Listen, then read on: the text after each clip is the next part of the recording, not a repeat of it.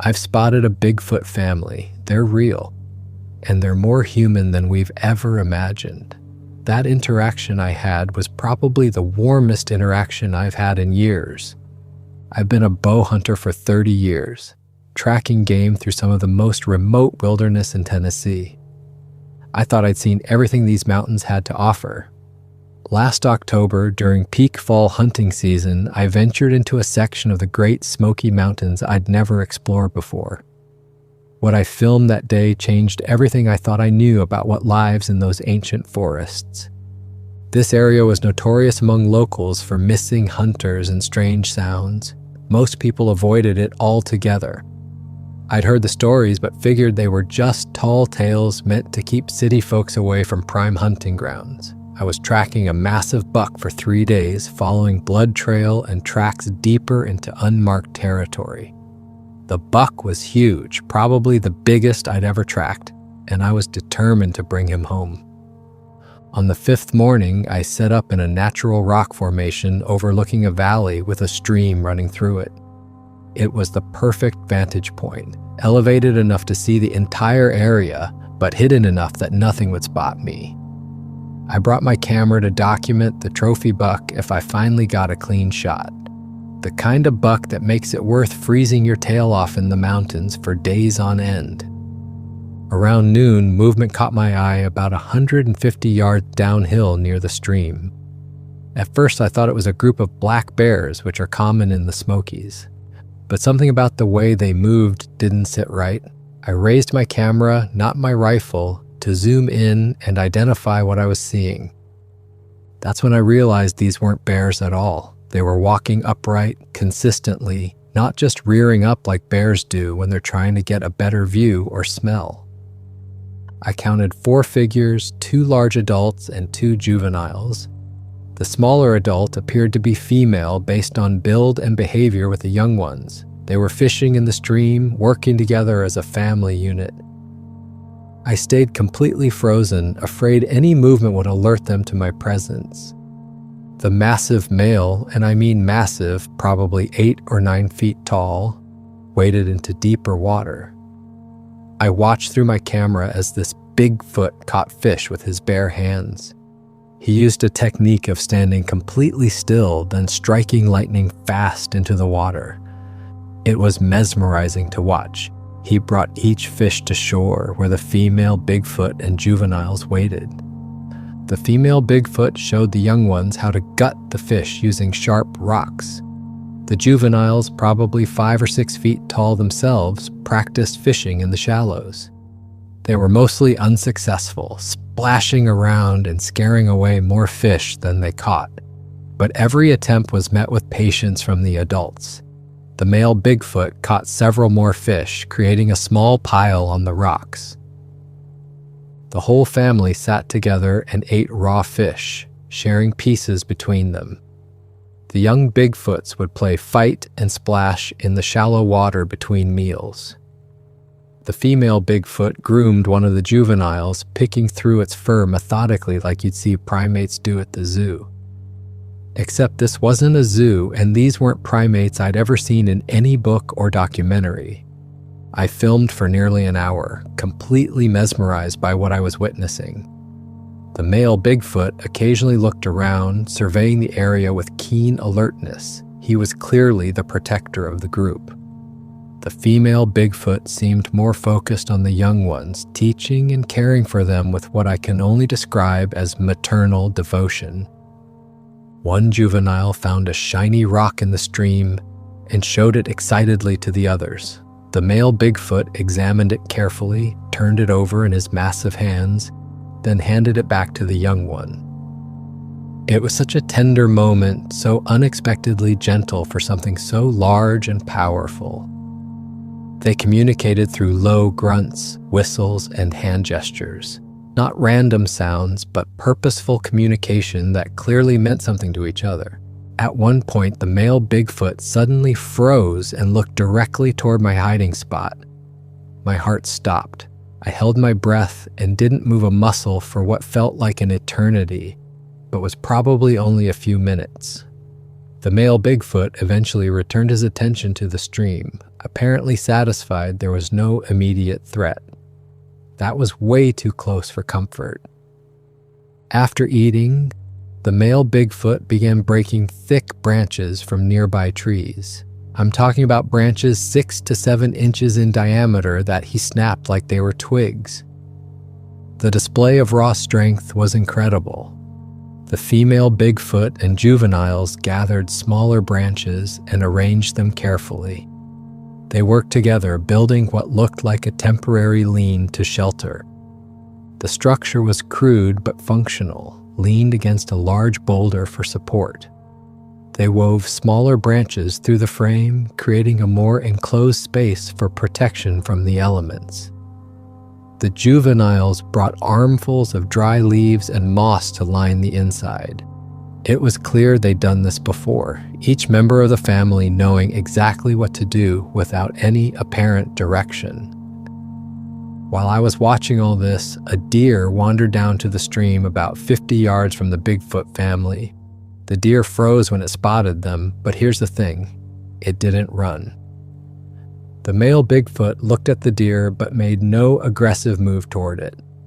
After a tense moment, the deer continued drinking, seemingly accepting their presence, like they'd reached some kind of understanding about sharing the water source. Later, a black bear appeared on the opposite bank of the stream. Now this was interesting. The male Bigfoot stood to his full height and made a low rumbling sound that I felt in my chest even from 150 yards away. The bear immediately backed away and retreated into the forest. No confrontation, no fight, just immediate deference to the larger predator. Several ravens landed nearby, picking at fish scraps the family had left behind. The Bigfoots completely ignored the birds, comfortable with them nearby. I'd been sitting in the same position for over 90 minutes at this point, and my legs started cramping up badly. I shifted slightly to relieve the pain, and in doing so, I accidentally dislodged a small rock. The rock tumbled down about 10 feet, making a distinct clicking sound against other stones. All 4 Bigfoots immediately stopped what they were doing and looked directly at my position. The male Bigfoot let out a loud, booming vocalization. It was part roar, part howl, and it made my blood run cold. He started moving toward me, and I mean moving fast. The female Bigfoot quickly herded the 2 juveniles behind the shelter they'd just built. The male Bigfoot was now about 100 yards away and closing the distance, moving through terrain that would take me twice as long to cover. I abandoned my hiding spot and ran, crashed through underbrush, heading uphill toward where I thought the trail was. I could hear heavy footsteps behind me, breaking branches, getting closer with every second. I jumped over a fallen log and nearly twisted my ankle landing on the uneven ground. I glanced back and saw the massive figure moving between trees about 40 yards behind me. He wasn't even running at full speed, just taking long, powerful strides that covered ground effortlessly. I tried to zigzag between dense trees where I hoped size might be a disadvantage. My lungs burned, legs felt like lead, but pure adrenaline kept me moving. Then I came to a steep ravine I didn't remember from my way in. There was no time to find another route. I slid down the embankment on my back, losing control, hitting every rock and root on the way down. I landed hard in a creek at the bottom, camera still clutched in one hand somehow. I scrambled up the opposite bank, but mud made it nearly impossible to get any traction. My fingers clawed at roots and rocks, pulling myself up inch by inch. I looked back and saw the Bigfoot simply jump down the 15-foot ravine, landing easily on both feet like it was nothing. He was now only 25 or 30 yards behind me. I pushed through a thick stand of mountain laurel, branches whipping my face and arms. Then I saw it, a clearing ahead.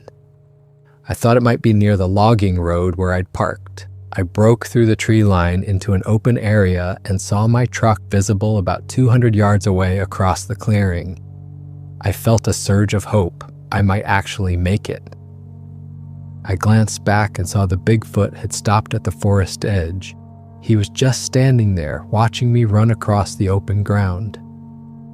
I didn't understand why he had stopped, but I wasn't about to question my good fortune. I kept running toward my truck, every step bringing me closer to safety. 20 yards from my truck, something massive tackled me from the side. I went flying, landed hard on my shoulder, and my camera went skittering away across the gravel.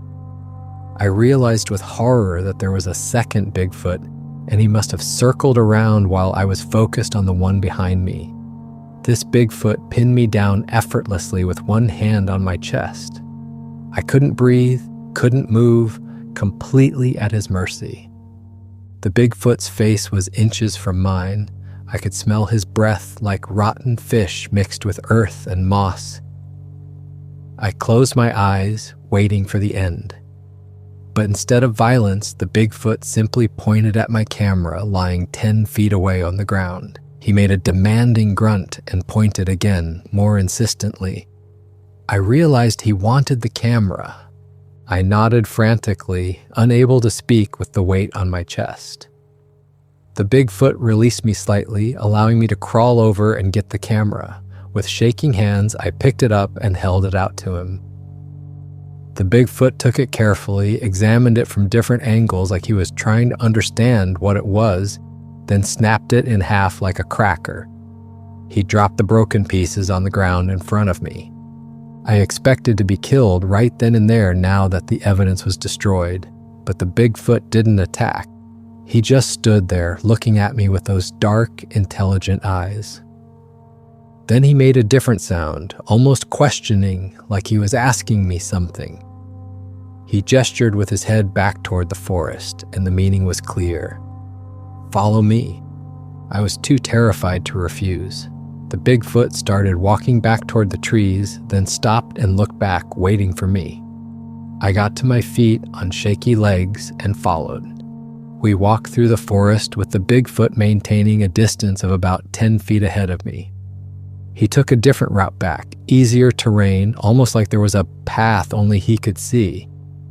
I started noticing trees with claw marks and broken branches along the way. These weren't random damage from storms or animals. They were territorial markers placed deliberately to communicate something to others of his kind. After about 20 minutes of walking, we arrived back at the stream area where I'd first observed the family. The female Bigfoot and juveniles were still there, now inside the shelter. The female emerged cautiously when she saw us approaching, making some vocalizations toward the male. It sounded like she was asking questions, seeking reassurance. The juveniles peeked out from behind their mother, curious but wary. The female Bigfoot approached slowly, examining me from a distance. She circled around me, sniffing the air, trying to determine if I was a threat. One of the juveniles got bold and came closer, natural curiosity overcoming fear.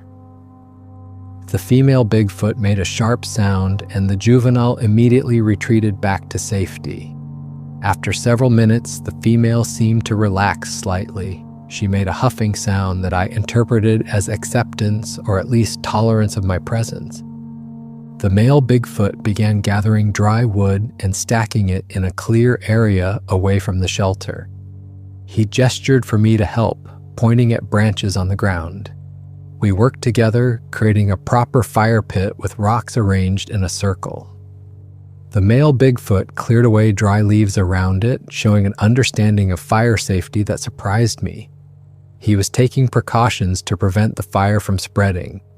He used pieces of dry bark for tinder, arranging them carefully in the center of the pit.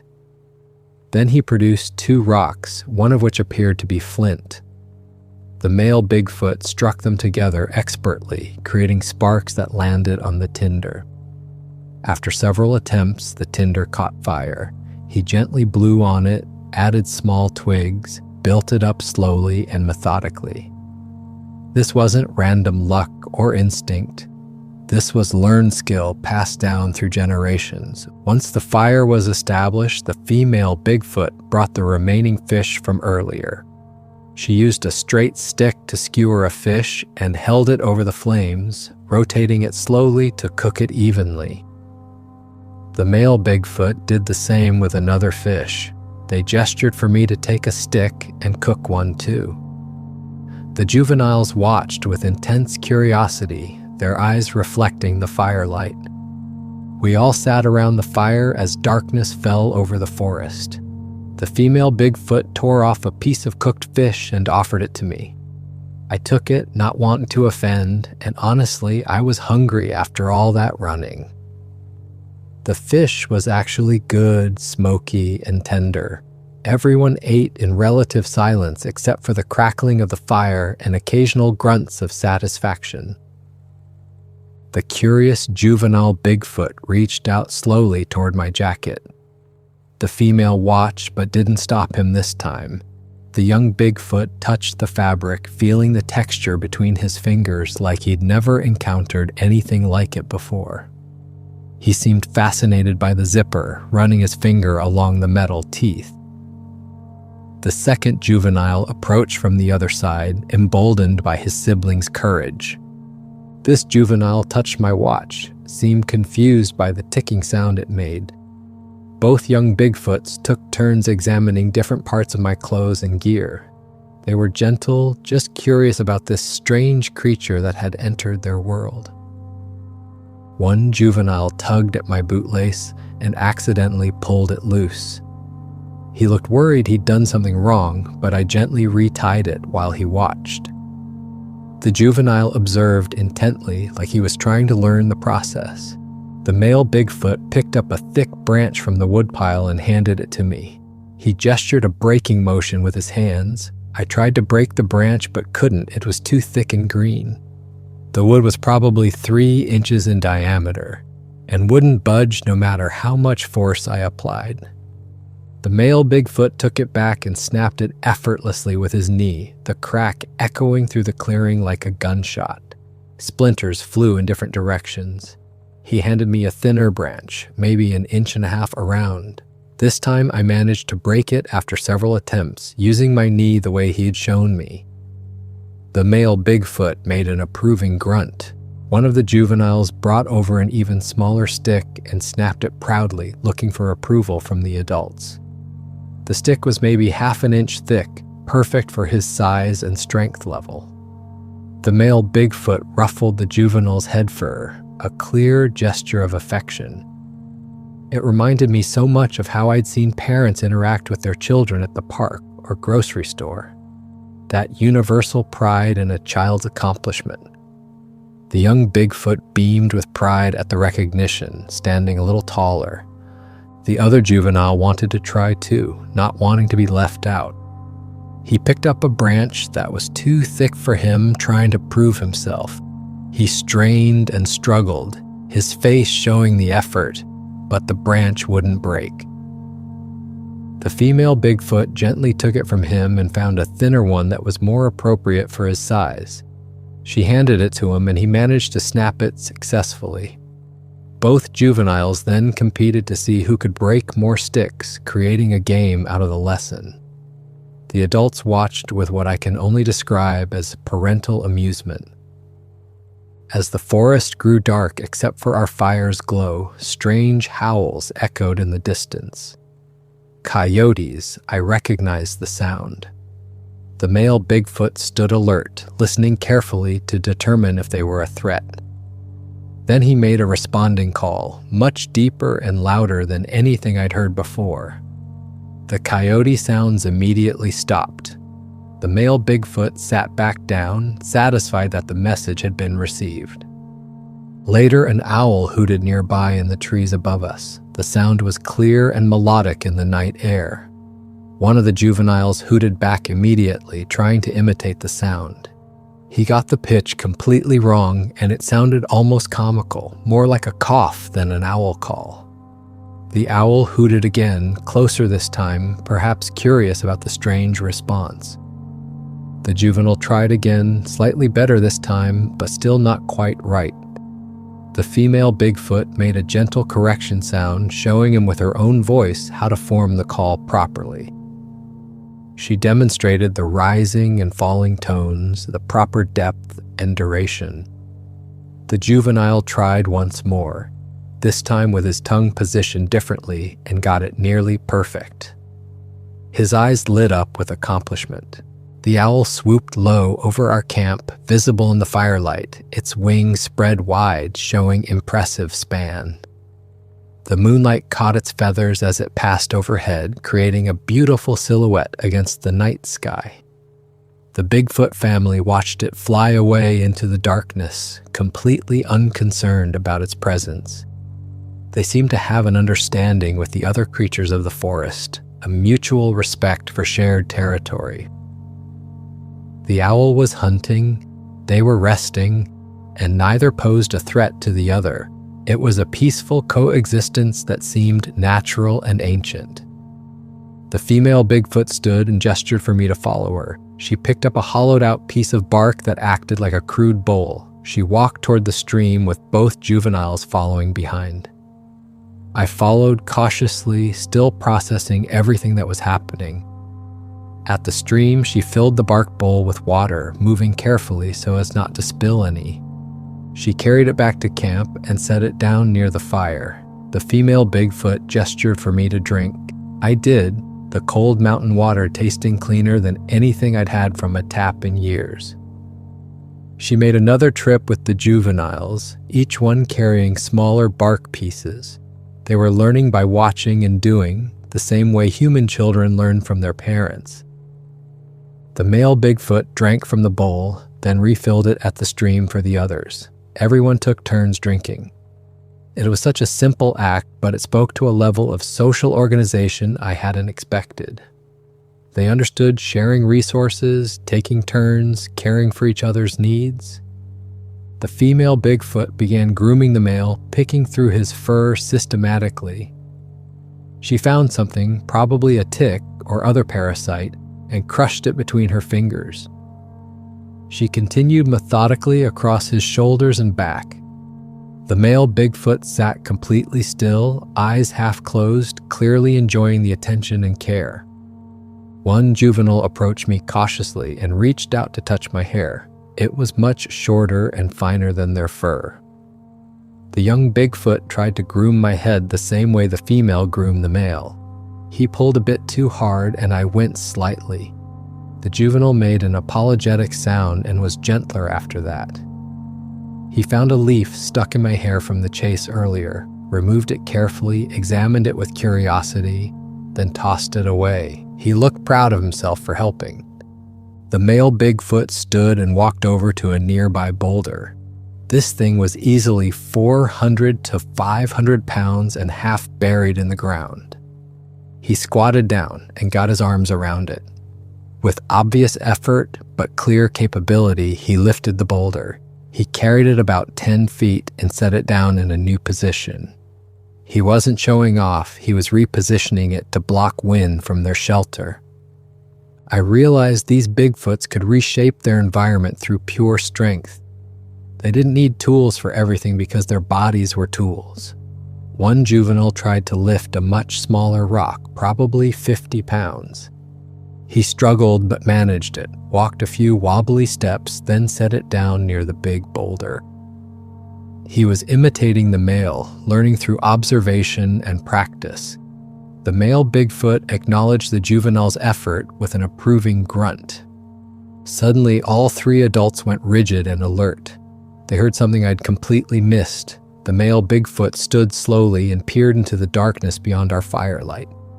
Two more Bigfoots emerged from the trees, both adults. They vocalized back and forth with the male, a complex exchange that sounded almost like conversation.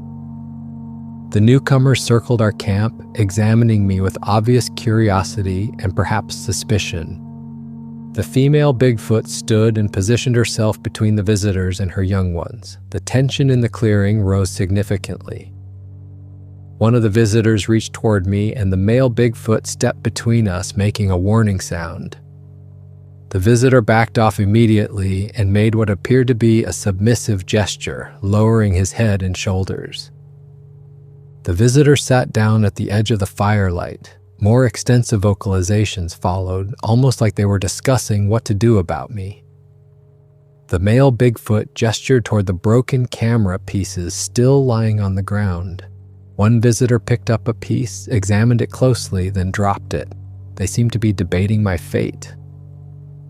The female Bigfoot joined in the discussion, making her own series of sounds and gestures. One juvenile hid behind its mother, scared of the strangers. But the other juvenile stayed bold, watching everything with wide eyes.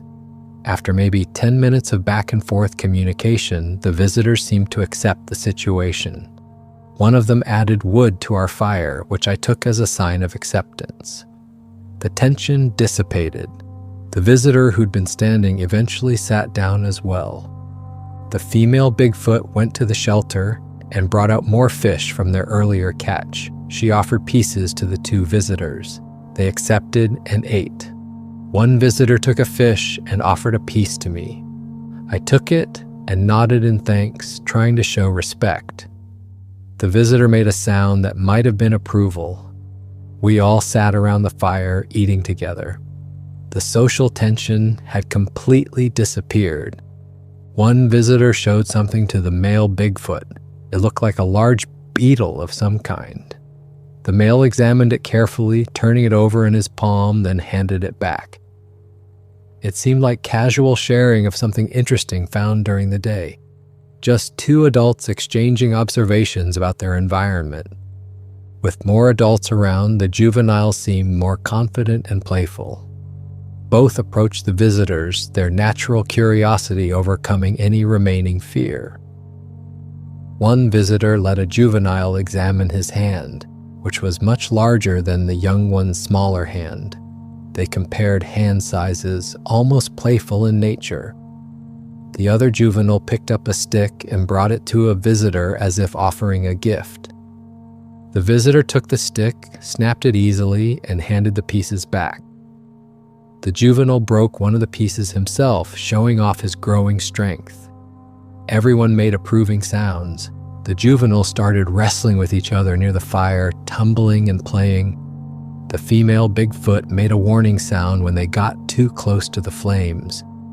They moved farther away but continued playing while the adults watched with what seemed like amusement. One of the visitors produced a sharp stone that had clearly been shaped intentionally.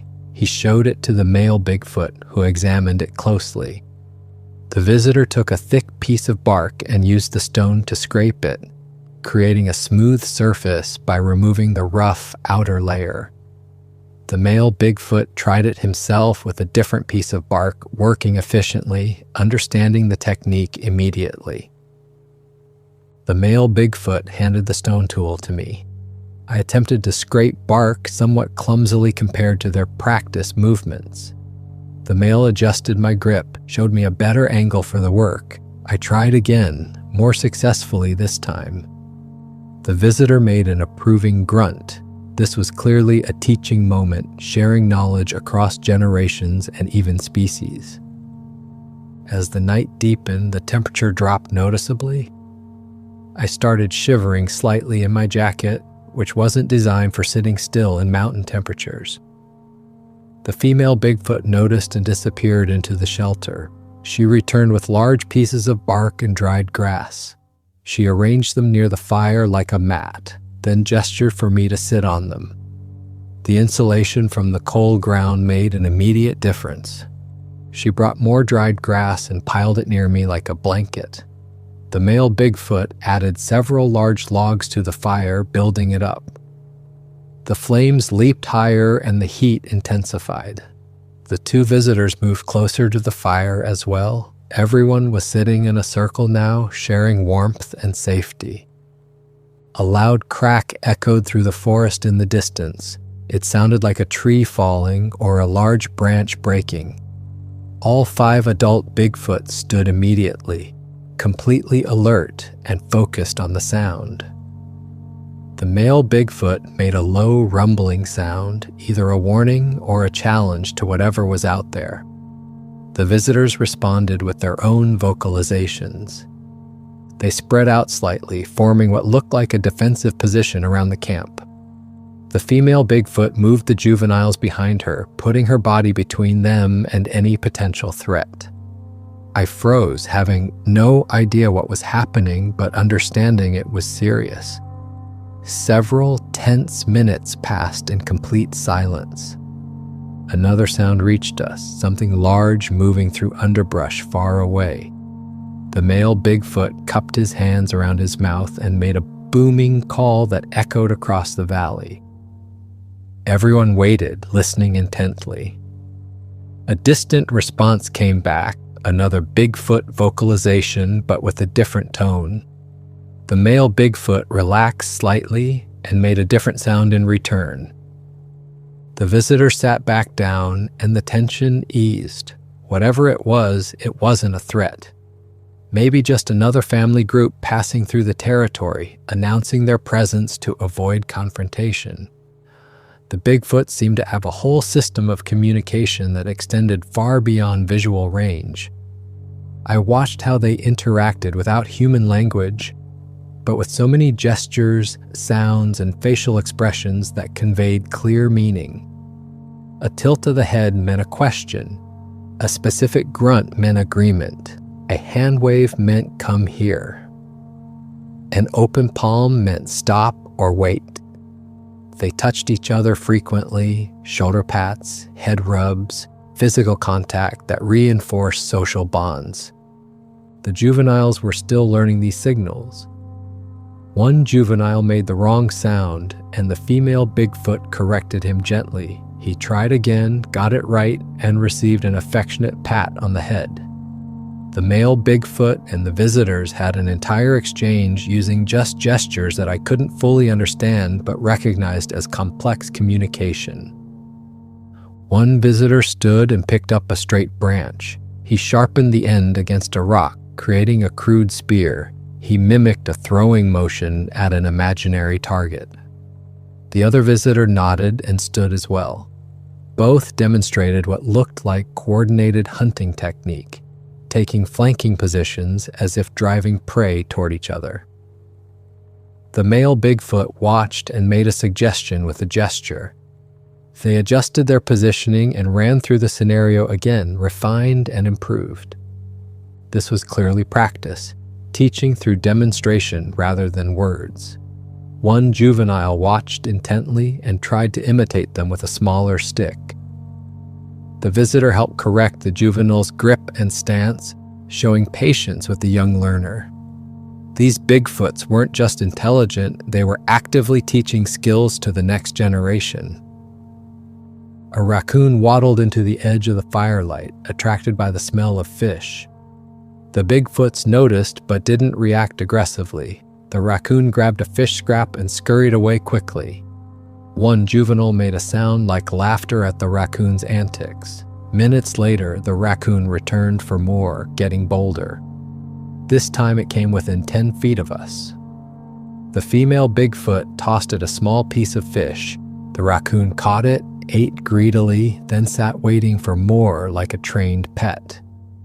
The juveniles were delighted, watching the raccoon's bold behavior with obvious amusement.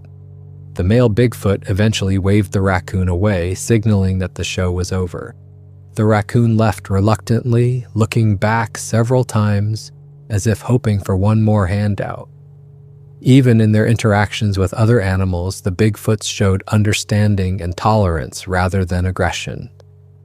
Hours had passed, and I estimated it was midnight or later based on the position of the moon through the trees. The visitor stood up and made farewell vocalizations. The male Bigfoot responded with friendly tones. They disappeared into the forest without looking back, swallowed by the darkness beyond our firelight. The family settled in for the night. The female Bigfoot and juveniles retreated into the shelter they'd built earlier. The male Bigfoot tended the fire once more, building it up to last through the cold mountain night. He gestured for me to stay near the fire. Then he positioned himself between me and the shelter, a protective stance that made his role clear. I realized I was being allowed to stay the night under his protection. The male Bigfoot sat with his back against a tree, eyes half closed but clearly alert to every sound in the forest. The night was full of sounds, wind moving through branches, insects calling, distant animals going about their nocturnal business. I sat by the fire, exhausted but unable to sleep. My mind was racing, trying to process everything I'd witnessed. The male Bigfoot remained in his watching position, occasionally checking that I was still there. Around 2 or 3 in the morning, something prowled at the edge of camp. I saw eyes reflecting the firelight, some large animal investigating us. The male Bigfoot stood silently and picked up a heavy branch. He walked toward those glowing eyes with absolutely no fear. Whatever it was retreated quickly, not willing to challenge something so large and confident. The male Bigfoot returned to his spot and set the branch down within easy reach. I felt safer knowing this powerful being was standing watch. Eventually, exhaustion overcame me and I dozed off sitting up, my back against a rock. I woke to pre-dawn light filtering through the trees. The fire had burned down to red coals. The male Bigfoot was still awake, watching the forest come to life. Birds were starting their morning songs. The male Bigfoot stood and stretched, the movement almost human-like. He walked to the stream, drank deeply, then returned to camp. He gently woke the female Bigfoot and juveniles. They emerged from the shelter, yawning and rubbing their eyes like any family waking from sleep. The juveniles stretched just like the male had done. The female Bigfoot immediately checked both young ones, a maternal inspection to ensure they were healthy and safe. The male Bigfoot gestured for me to follow him to the stream. The whole family came along. The sun was just breaking over the mountains, painting the sky in brilliant shades of orange and pink. The morning air was crisp and clean, carrying the scent of pine and wet earth. The male Bigfoot waded into the stream and showed me his fishing technique again, standing completely still like a heron, becoming part of the landscape. His breathing slowed, his massive body perfectly relaxed, watching the water for any sign of movement below the rippled surface. Then striking lightning fast when a fish swam close, his hands moving with incredible precision despite their size. I tried, splashing clumsily and scaring away every fish within 20 feet. My movements were too jerky, too obvious, too human. The juveniles found this absolutely hilarious, making sounds like giggling that bounced across the water. Even the female Bigfoot seemed amused by my complete incompetence at such a basic survival task. The male Bigfoot demonstrated again with infinite patience, this time more slowly so I could observe each subtle shift of weight and positioning. He caught a fish on his first attempt and handed it to me to hold.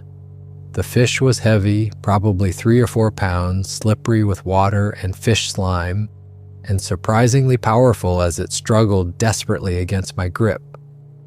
I nearly dropped it twice before getting a secure hold. The female Bigfoot showed me how to grip it properly, positioning my hands behind the gills and near the tail so it couldn't twist free and escape back to the water. I tried fishing again, staying more patient this time. After several attempts, I actually felt a fish brush against my leg. I tried to grab it but missed completely, nearly falling face first into the water. But the family made encouraging sounds, not mocking my failure, but supporting my effort. It was surprisingly touching. After the fishing attempts, the male Bigfoot walked back to the camp area. I sensed something was changing in the atmosphere. The male Bigfoot picked up my backpack, which I'd left behind during yesterday's chase. He handed it to me, a clear signal. It was time for me to go. My chest tightened. I didn't want to leave, but I knew I had to. The female Bigfoot approached with both juveniles walking beside her. She reached out and touched my shoulder gently, a farewell gesture. The juveniles each touched my hands. I felt emotion welling up inside me and had to choke it back. These beings had shown me kindness when they could have easily killed me. The male Bigfoot gestured toward the forest, the direction that would lead me to the logging road and my truck. He started walking, expecting me to follow for one final journey together. We walked through the forest as the sun rose fully above the mountains. Morning mist hung in the valleys, creating an almost magical atmosphere. Deer were grazing in a clearing we passed through. They looked up at us but didn't flee from the Bigfoot. They'd learned he wasn't a threat to them. The male Bigfoot stopped several times, listening to forest sounds and teaching me through his attention what was important. Once he pointed out a turkey in the distance. Another time, he showed me a tree with massive claw marks higher than I could reach. These marks had been made by another Bigfoot, clearly territorial markers. The male Bigfoot touched those marks and made a sound, communicating something I couldn't fully understand. Maybe this was the edge of his territory, and he was warning me about crossing into another family's land. We walked for close to an hour. The male Bigfoot never seemed tired or rushed. I struggled to keep up, but pushed through the exhaustion. We reached a ridge overlooking the valley where the logging road ran below us. I could see my truck in the distance, right where I'd left it. The male Bigfoot stopped at the tree line and wouldn't go any further. We stood there for a long moment, just looking at each other. The male Bigfoot looked directly at me with eye contact that seemed to mean something profound. He reached out and put a massive hand on my shoulder, giving a single firm pat. Then he reached down and picked up a smooth river stone from the ground. He handed it to me, a gift and a reminder of what I'd experienced. I took it and closed my fist around it, feeling its weight and smoothness. The male Bigfoot backed away slowly, maintaining eye contact. Finally, he turned and walked back into the forest. Within moments, he'd completely vanished, absorbed by the trees and shadows like he'd never been there at all. I stood alone on the ridge, clutching the stone. I descended the ridge toward my truck, legs feeling like rubber after being awake for 24 hours straight. Every step was an effort. I kept turning around every few yards, hoping desperately to see the male Bigfoot one more time standing at the tree line. But there was nothing except empty forest behind me and the morning sun filtering through the branches. I reached my truck and stood beside it for several minutes, hand on the door handle, but not quite ready to leave this place and return to normal life. Everything would be different now. I opened my hand and looked at the smooth stone one more time before carefully placing it in my jacket pocket. I got in the truck and started the engine. I sat there for a moment before putting it in gear, taking one last look at the mountains where a Bigfoot family lived their lives hidden from the world. I knew I would never see them again. Finally, I drove away, leaving that magical place behind, but carrying the memory forever. The drive home took 2 hours, but felt longer. My mind kept replaying everything that had happened. I still held the stone in one hand while driving with the other. When I pulled up to my house, my wife was waiting on the porch. She could tell immediately something had happened just by looking at my face. I told her I got lost and spent the night in the woods. I showed her my torn clothes and the bruises from being tackled. She didn't believe that was the whole story, but she didn't push for more details. I went inside and took the stone from my pocket. I placed it on my dresser where I could see it every single day. Then I took the longest shower of my life, trying to wash away the dirt and exhaustion. I fell asleep fully clothed on top of the bed, too tired to even pull back the covers. Over the following weeks, I went through the motions of normal life. Work, family, daily routines. But everything felt different now. I couldn't stop thinking about the Bigfoot family, the way they cared for each other, how they included me despite every reason not to trust a human. The intelligence in their eyes, the gentleness of the juveniles, the protective instinct of the female Bigfoot, the authority and wisdom of the male Bigfoot who had spared my life. I know I can never tell the complete story. No one would believe me anyway without the video evidence that the male Bigfoot destroyed. But I keep the stone with me always. It's in my pocket right now as I share this with you. The stone is the only proof I have, and honestly, it's the only proof I need. Every time I touch it, I'm transported back to that clearing, sitting around a fire with a Bigfoot family, sharing a moment of peace and understanding across species. Sometimes I wonder if they think about me the way I think about them. Do the juveniles remember the strange creature who couldn't fish properly? Does the female Bigfoot wonder if I made it home safely? Does the male Bigfoot tell other families about the human he let live? I'll never know the answers to these questions. What I do know is that there are things living in those mountains that science doesn't acknowledge. These Bigfoots aren't just animals operating on instinct. They have culture, family structures, teaching methods, territorial systems, and social bonds that rival our own. They choose to remain hidden, and after what I experience, I understand why. The world isn't ready to know they exist. I've gone back to those mountains several times since then, always hoping for another glimpse of the family. I've never seen them again. Maybe they moved to a different territory. Maybe they're still there, but stay hidden now that they know humans come to that area. Or maybe that one encounter was all I was meant to have, a brief window into a hidden world that exists parallel to ours. The broken camera is long gone, probably rusted away in the forest by now. But I don't need video footage to remember what happened.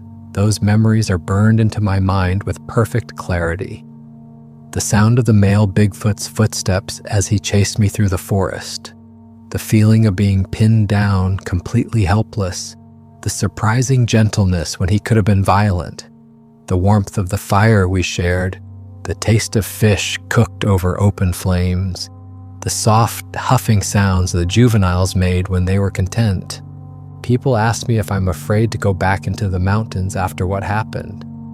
The truth is, I've never felt safer than when I was sitting by that fire under the male Bigfoot's protection. He could have killed me a dozen different ways, but instead he chose to teach me, to share his family's space with me, to send me home with a gift. That's not something to fear. That's something to treasure. I think about the visitors who came to the camp that night. There's a whole community of Bigfoots out there, multiple families with their own territories and social connections.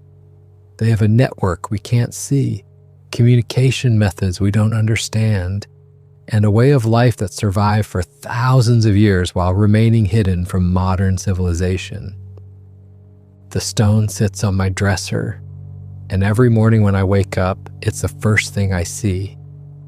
Some people might think it's just a rock, meaningless without context, but to me, it represents the most profound experience of my life. It's proof that intelligence and consciousness exist in forms we haven't begun to understand. It's a reminder that the world still holds mysteries worth protecting. I've thought about coming forward with this story publicly many times, but what would that accomplish? People would demand evidence I no longer have. They'd want exact locations so they could go looking for the Bigfoot family themselves. And then what? These beings would be hunted, studied, captured, put in zoos or research facilities. The juveniles would grow up in captivity instead of learning to fish in mountain streams. The family unit would be destroyed. So I keep their secret. I protect their privacy the same way the male Bigfoot protected me that night. Maybe that's why he destroyed the camera, not just to eliminate evidence, but to test whether I would respect their need for anonymity. By letting me live and sending me home with a gift, maybe he was saying he trusted me to keep their existence hidden. Sometimes late at night when I can't sleep, I take out the stone and hold it. I think about the female Bigfoot showing her young ones how to gut fish. The male Bigfoot snapping thick branches like they were nothing. The juveniles playing by the firelight, so much like human children. The visitors sharing knowledge and skills. All of it happening in a world that exists just beyond our awareness, hidden in plain sight. I've become protective of the forests in a way I never was before. Every time I hear about logging operations or development projects in remote wilderness areas, I wonder if they're destroying Bigfoot habitat. Every time a hunter goes missing in the mountains, I wonder if they stumbled onto a family's territory at the wrong time. Every unexplained sound or mysterious footprint reported in the news makes me think about the family I met. My wife knows something profound happened to me on that trip. She's seen how I've changed, how I hold that stone when I'm stressed, how I sometimes just stare at the mountains visible from our back porch. She's asked me directly a few times what really happened, but I can't tell her. This is a secret I have to carry alone, a burden and a blessing all at once. The weight of this knowledge is strange. Part of me wants to shout from the rooftops that Bigfoots are real, that I've met them, that they're intelligent and peaceful and deserve protection. But the larger part of me knows that revelation would doom them. Their survival depends on remaining a myth, a legend, something people debate but never prove. I think about the trust the male Bigfoot showed me when he brought me back to his family instead of just killing me in the forest. He made himself vulnerable by letting me see their shelter, their fishing techniques, their fire-making skills. He allowed his juveniles to approach me, to touch me, to satisfy their curiosity about humans. That level of trust is something I can never betray. Years might pass, decades even, but I'll always have that stone, and I'll always have these memories. The look in the male Bigfoot's eyes when he handed me the gift. The feel of the juvenile's gentle attempts to groom my hair. The taste of fish cooked over a fire built by hands that shaped stone tools. The sound of vocalizations echoing through the forest. Communication between families across vast distances. This experience changed me in ways I'm still discovering. I see the forest differently now, with more respect and wonder. I understand that we share this planet with beings we've dismissed as impossible. I know that intelligence comes in many forms, and consciousness exists in species we've never taken time to understand. When I die someday, I want to be buried with that stone. It's the only physical connection I have to the most important night of my life. And maybe, somewhere in those mountains, a Bigfoot family will sense that I'm gone. Maybe the juveniles are adults now with young ones of their own. Maybe they tell their children stories about the strange creature who couldn't fish, who needed help staying warm, who was allowed to witness their hidden world for one magical night. I hope they're still out there, still thriving, still hidden from the world that would destroy them if it knew they existed. I hope the male Bigfoot is still protecting his family. I hope the juveniles learned all the skills they needed to survive. I hope they remember me the way I remember them, not as enemies from different worlds, but as beings who shared a moment of peace and understanding when our paths crossed. This is my story. This is what happened in the Great Smoky Mountains last October. This is why I keep a smooth river stone in my pocket and why I look at those mountains differently now. And this is why I'll never go public with the details, never lead people to that exact location, never betray the trust a Bigfoot family placed in me when they let me live. Some secrets are meant to be kept, some mysteries are meant to remain unsolved, and some encounters are meant to change just one person instead of changing the world. This was mine, and I'll protect it for as long as I live. For more interesting stories, check this out.